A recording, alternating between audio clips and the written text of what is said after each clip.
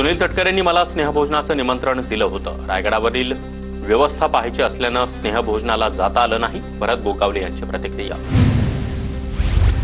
कर्जमाफीच्या मुद्द्यावरून प्रहारचं आंदोलन तात्पुरतं स्थगित. कोकाटेंसोबतच्या 17 एप्रिलच्या बैठकीमध्ये मागण्या मान्य झाल्या नाहीत तर तीव्र आंदोलन करणार.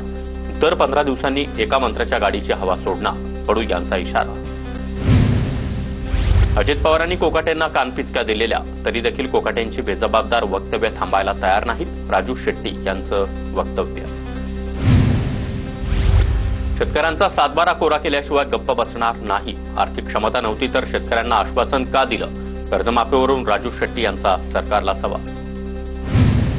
साताऱ्यातील बैठकीमध्ये शरद पवार आणि अजित पवार एकमेकांच्या शेजारी. रयत शिक्षण संस्थेच्या मॅनेजिंग काउन्सिलची बैठक. रायगड दौऱ्यानंतर अजित पवारांची बैठकीला उपस्थिती. उद्धव ठाकरे मुख्यमंत्री असताना कोकणाला काय दिलं? केवळ मासे मटण खाण्यासाठीच कोकणात येतात. नारायण राणे यांची टीका. तर कोंबडी चोरांना कोंबडी वड्याचं महत्त्व कळणार नाही. विनायक राऊतांची टीका.